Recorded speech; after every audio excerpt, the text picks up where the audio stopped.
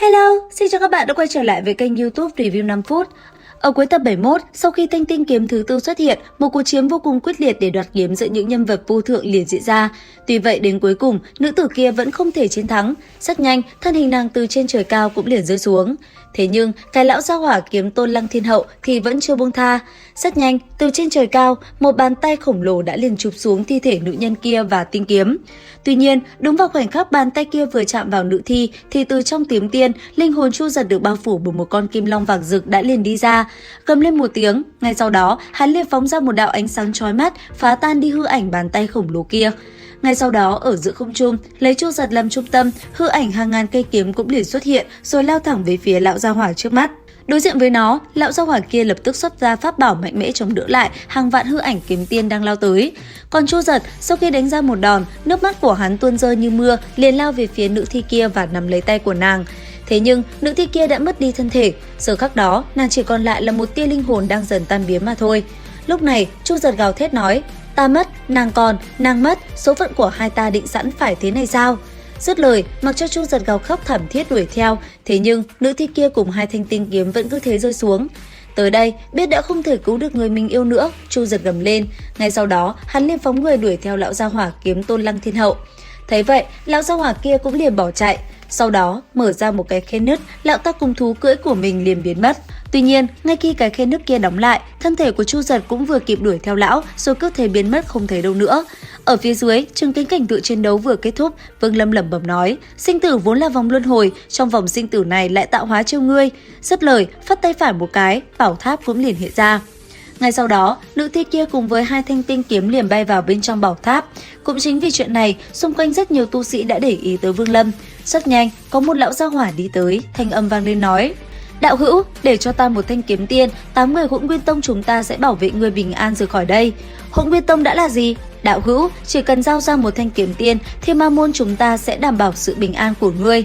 Hỗn Nguyên Tông, Thiên Ma môn chẳng qua chỉ là tiểu tốt mà thôi, hai thanh kiếm tiên này, Thiên kiếm phái chúng ta nhất định lấy cả. Dứt lời, lão ta liền phóng thẳng về phía Vương Lâm mà công kích anh ấy. Đối diện với lão, ý cảnh sinh tử của Vương Lâm trong nháy mắt bạo phát. Đến khi nó bao trùm lão già kia, cảnh tượng sinh tử trong nháy mắt liền hiện lên. Nhìn vào cảnh sinh, ta thấy nó thật đẹp. Thế nhưng sang chữ tử, chỉ thấy một màu đỏ như máu hiện ra. Nhất thời, cảnh tượng diệt quất trong tâm trí lão gia hỏa kia liền hiện ra. Đến đây, hắn ta cảm thấy sợ hãi liền ngồi bệt xuống. Đáng tiếc, ý cảnh của Vương Lâm đã khiến tinh kia rơi vào trạng thái mất kiểm soát. Cuối cùng, bên trong không gian ý cảnh, anh ấy chậm rãi lao tới. Sau đó, một đòn kết liễu đối thủ của mình tiện hắn ta về với cát bụi. Lấy mạng tinh kia xong, Vương Lâm lạnh lùng quát: "Tu vi của ta chỉ là hóa thần sơ kỳ, nhưng ý cảnh đã đạt tới tầng thứ 2, hóa thần hậu kỳ ta còn dám đánh một trận, huống chi là ngươi." Lời Vương Lâm vừa dứt, ánh mắt đám người xung quanh liền có chút sợ hãi. Tuy nhiên, bọn chúng vẫn chưa muốn từ bỏ ý định. Bất chợt, một tên hô lớn nói: "Tiên kiếm này thuộc về kẻ dám liều mình, ai muốn lấy thanh kiếm kia, vậy thì chúng ta cùng lên." Dứt lời, ngay lập tức, đám người kia liền kết ấn, từ trên người bọn họ, những luồng ánh sáng chói mắt đã liền phóng ra. Chỉ trong nháy mắt, hàng trăm đạo cung kích đủ màu sắc đã phóng về phía Vương Lâm cùng Sắt Hổ. Đối diện với nó, cây chùy khổng lồ trong tay Sắt Hổ vung ra mạnh mẽ ngạnh kháng. Thế nhưng, trong khoảnh khắc đó, Vương Lâm lại không có chút hành động nào. Ngay khi những mũi tên sắc nhọn lao tới, bất chợt, thanh âm anh ấy vang lên nói: "Ngươi vẫn còn chưa hiện ra hay sao?" Dứt lời, từ trên trời cao, thân ảnh của Tôn Thái cùng chiếc quan tài đã liền rơi xuống, lập tức dậm mạnh một cái, liền phá tan toàn bộ công kích của đám người kia, khiến bọn họ thổ huyết. Ngay sau đó, thanh âm lão vang lên đáp: "Ngươi biết ta ở đây hay sao?" "Đương nhiên, trên đường đi chẳng phải ngươi vẫn bám theo ta ư?" Thấy lão vừa xuất hiện đã một kích phá tan toàn bộ công kích, đám người xung quanh nhận ra đây là lão quái anh biến kỳ của Thi Âm Tông. Tới đây, bọn chúng kinh hãi, ngay lập tức vài tên liền quay đầu bỏ đi mà không dám ở lại. Tuy nhiên, một vài tên thì đã bị Tôn Thái một chưởng lấy mạng. Làm xong, Tôn Thái nhìn Vương Lâm nói: "Tiểu tử, ta giúp sẽ lấy mạng tất cả đám người kia, ngươi cấp cho ta 1000 năm tự do, như thế nào?" 1000 năm quá dài, hơn nữa, trong vòng 1000 năm này, nếu ta bỏ mạng thì sao? Nếu ngươi không sống được 1000 năm, nguyên thần của ta chẳng phải cũng bị diệt ư? Dứt lời, hắn ta bắt đầu hướng về phía tu sĩ tứ phía bắt đầu tiến hành đổ sát, khiến đám người chậm chạp không kịp chạy đi bỏ mạng vô số. Thấy vậy, Vương Lâm thần sắc từ đầu đến cuối vẫn như cũ, hắn lẳng lặng nhìn bốn phía không nói một lời.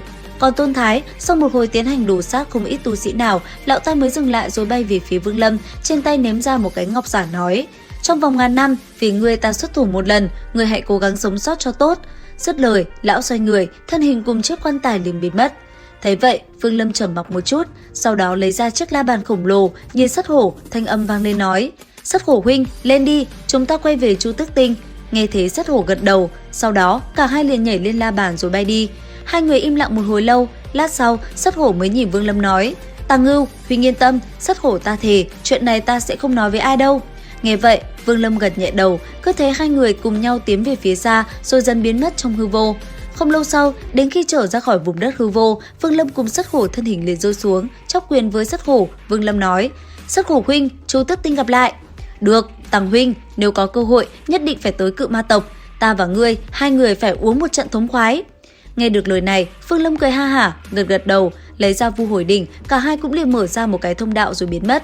Thời gian qua đi, không lâu sau, ở tại bên trong một tòa lâu đài, Hồng Điệp rốt cuộc từ trong hôn mê đã tỉnh táo lại. Ngay lập tức, cô ta liền sai người tới Chu Tước Quốc bẩm báo chuyện vừa xảy ra ở tại tiên giới, đồng thời phái người truy tìm Tàng Ngưu. Xong xuôi, cô ta ánh mắt sắc lẹm đột nhiên gằn giọng quát: "Tàng Ngưu, cuộc chiến của chúng ta vẫn chưa kết thúc, ta chờ ngươi." Theo ánh mắt nàng nhìn ra xa, nhất thời ở tại Chu Tước Quốc, cái tên Tàng Ngưu đã trở thành đề tài bàn tán vô cùng sôi nổi. Giờ đây, Tàng Ngưu chính là thế hệ trẻ mạnh nhất, bởi thế những tin đồn cũng không ngừng xuất hiện. Cùng lúc đó, ở tại một nơi xa xa, sau khi nghe thấy cái tên Tàng Ngưu, một cậu thanh niên ánh mắt đột nhiên nhìn về phía xa, thanh âm vang lên nói: "Tàng Ngưu, người này và cha ta tên giống nhau, cha ta cũng được gọi là Đại Ngưu." Theo ánh mắt người này nhìn ra xa, khoảng không lại một lần nữa qua đi.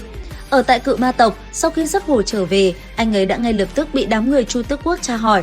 Rất nhanh, hình của Vương Lâm đã được đám người này phác họa thành một bức tranh và tìm kiếm ở khắp mọi nơi. Tuy nhiên, Sắt Hổ không biết Tàng Ngưu tên thật là gì và hắn tới từ đâu, chính vì thế đám người kia có kệ mồm hắn cũng chỉ nói vài câu mà thôi. Còn phía xa, ở giữa trung tâm, sau một hồi tra khảo vô ích, một tên sứ giả thanh âm vang lên nói: "Bức họa này phác họa tướng mạo của cái tên Tàng Ngưu kia, từ nay về sau, nếu các ngươi phát hiện ra kẻ này, truy sát ngay tức khắc." Nghe thế, Sắt Hổ cũng liền nhíu mày. Cũng trong lúc đó, ở tại một ngọn núi nơi Vương Lâm bế quan khi xưa, đột nhiên xuất hiện hai thầy trò một già một trẻ. Lúc này, hai thầy trò đang ở tại đây tu luyện, bọn họ cười nói vô cùng vui vẻ. Bất chợt, vị đệ tử kia nhìn sư phụ mình rồi hỏi: "Sư phụ, người nói Tàng Ngưu kia tu vi của hắn ở tầng nào mà có thể đem Thiên Kiêu chi nữ của Chu Tước Quốc chặt đứt một tay?" "Tàng Ngưu, đây là một cao nhân tiền bối, phi sư làm sao có thể bình luận." Lão già vừa mới dứt lời, bỗng nhiên phía trước có tiếng ầm ầm, từ giữa không trung truyền ra một tiếng sét đánh.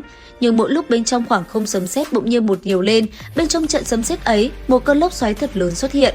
Thấy vậy, ánh mắt lão nhân lộ ra vẻ tuyệt vọng, đẩy thiếu nữ ra quát: "Đi, sư phụ sẽ ngăn cản cho con, đi mau." Nghe được lời này, ánh mắt của thiếu nữ đỏ lên, đang muốn nói tiếp thì bất chợt dị tượng lại biến mất, bầu trời lại hiện ra dáng vẻ vốn có.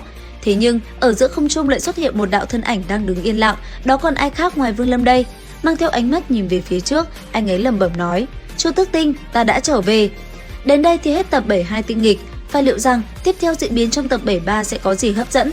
Theo dõi kênh YouTube Review 5 phút để biết thêm chi tiết nhé. Xin chào và hẹn gặp lại!